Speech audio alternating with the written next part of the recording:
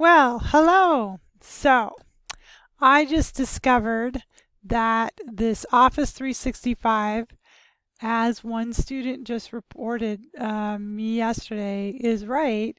It does not offer access. However, I did find out that if you go into student resources and you come here and you say install Microsoft Office, dun da da da, and you wait. And here, see right here, all these little icons, there's access, and you just click on it.